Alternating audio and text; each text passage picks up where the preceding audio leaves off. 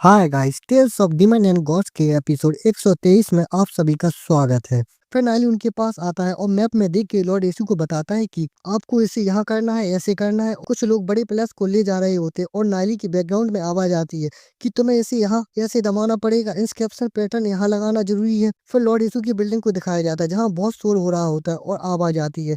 आखिर लॉर्ड यीशु इस बिल्डिंग में क्या बना रहे हैं जो कि उन्होंने हम में से इतने सारे लोगों को ऐसा करने के लिए क्यों कहा? तो कोई कहता है कि हमें भी नहीं पता है। फिर रात में चांद को दिखाया जाता है और नायली सीटी बजाते हुए टहल रहा होता है। फिर नायली को अचानक से फॉग दिखती है तो वो उस तरफ देखता है तो वहाँ बिलजार पेन से डीमन स्पिरिट दिखाई देती है। तो नायली ये देख के कहता है कि इसने तो पूरे गार्डन को फ्रॉस्ट से ढक दिया है और आगे जाते हुए कहता है कि विलजार एम्प्रेस सच में बहुत स्ट्रांग है और कहता है कि मैं जाकर देखता हूँ। और उस फ्रॉस्ट के बीच अपनी जोन खड़ी होती है और अपनी डीमन स्पिरिट को निकाल के और उसकी पावर से वो चारों तरफ से बर्फ से घिरी होती है। तो नायली उसे देख के सोचता है कि जॉन का बिलजार्ड एम्प्रेस के साथ मर्जिंग अब और बेहतर हो रहा है और नायली ये देख के स्माइल करता है और जॉन को देख के कहता है कि उसे अब कम से कम 2 बेटर स्किल्स आ गए होंगे। 3 स्टार गोल्ड रैंक वाले लोग भी अब उसके अपोनेंट नहीं बन सकते हैं और पूरा कोटिया जॉन की पावर से ढक गया होता है। तो सिटी लॉर्ड वहां आते हैं और वहां खड़े होकर ये सब देखते हैं और चौंकते हुए सोचते हैं कि मुझे पता चला कि पिछली बार जॉन की कल्टीवेशन बहुत ज्यादा तेजी से इंक्रीज हुई थी। और उस तरफ देखते हैं और सोचते हैं कि लगता है कि वह बहुत जल्दी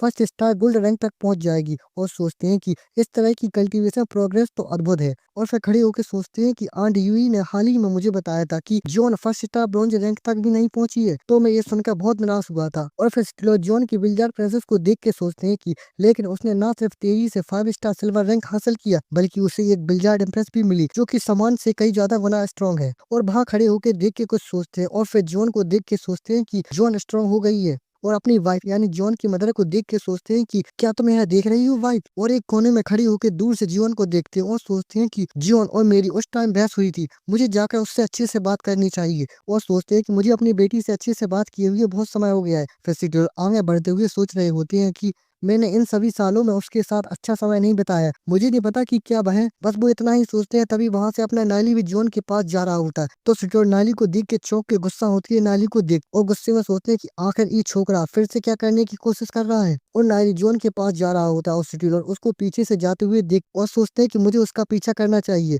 और सोचते हैं कि अगर उसने जॉन के साथ कोई भी बेकार हरकत करने की हिम्मत की तो मैं इसे एक लात मार के हवा में उड़ा दूंगा। फिर जीवन अपनी सोल पावर को निकाल के खड़ी होती है और उसके आसपास बर्फ ही बर्फ होती है और आंखें बंद करके कल्टीवेशन कर रही होती है। फिर वो आंखें खोल के कुछ देखती है और कहती है कि कौन है वहाँ? तो जीवन के पास अपना नायली आ रहा होता है। तो फिर जीवन नायली को देख के हैरान होती है और कहती है कि तुम यहाँ क्या कर रहे हो?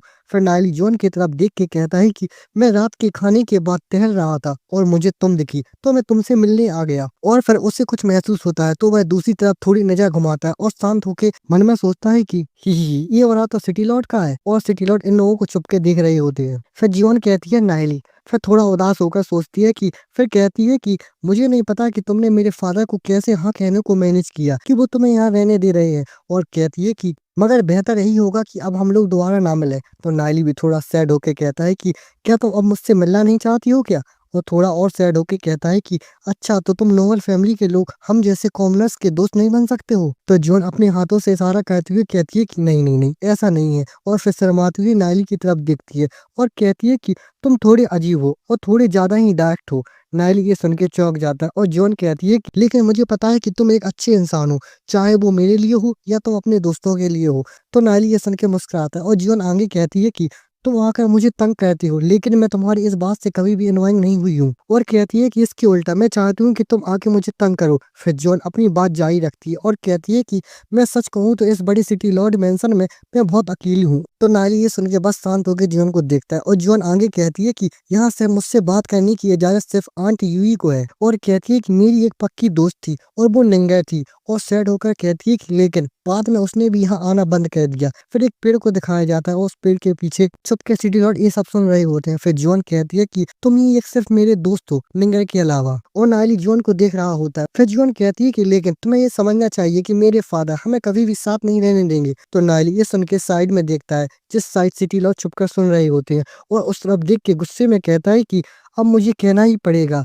ये जियोन के फादर एक अच्छे पिता बनने के काबिल नहीं है। उन्होंने तुम्हें इस मेंशन में अकेला बंद करके रखा है, दुनिया से कटा हुआ जीवन जीने के लिए। तुमसे बात करने के लिए एक दोस्त तक नहीं है। और सिटिलो सीरियस होकर चुप के सुन रहे होते हैं। फिर नायली जॉन से सीरियस होकर कहता है कि वो तुम्हारे फादर बनने के लायक नहीं है। और ये सुन के पेड़ के पीछे छुपे सिटिलोर भी हैरान होते हैं। तो ये सुन के जॉन गुस्से में नायली से कहते हैं कि नायली, मैं तुम्हें मेरे फादर के बारे में ऐसे बात नहीं करने दूंगी, इसमें उनकी कोई गलती नहीं है। और कहती है कि उनके हर एक फैसले में ग्लोई सिटी की सुरक्षा शामिल होती है। और कहती है कि उन्हें रोजाना ढेर सारी समस्याओं को संभालना पड़ता है, इसलिए वो मेरे साथ समय नहीं बिता पाते हैं। और सीरियस होकर कहती है कि मैं बहुत मेहनत करना चाहती हूँ, ट्रेन करना चाहती हूँ और एक पावरफुल डीमन स्पेशलिस्ट बनना चाहती हूँ, ताकि मैं अपने फादर का बोझ हल्का कर सकूं, उनका बोझ उठाने में उनकी हेल्प कर सकूं। और कहती है कि मेरी ट्रेनिंग पहले बहुत धीरे धीरे हो रही थी, चाहे मैं कितनी भी मेहनत कर लूं। और कहती है कि लेकिन अब ये सब तुम्हारी वजह से है।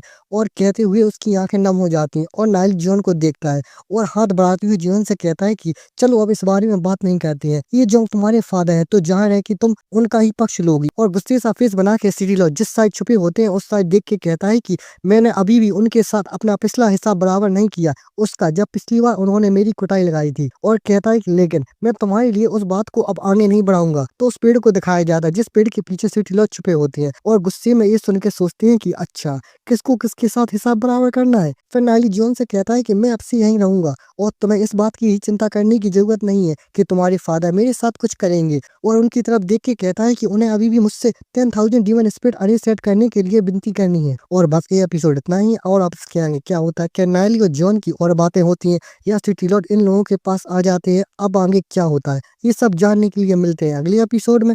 और हाँ, वीडियो पसंद आई हो तो वीडियो को लाइक, शेयर और चैनल को सब्सक्राइब करना मत भूलना। Thanks for watching.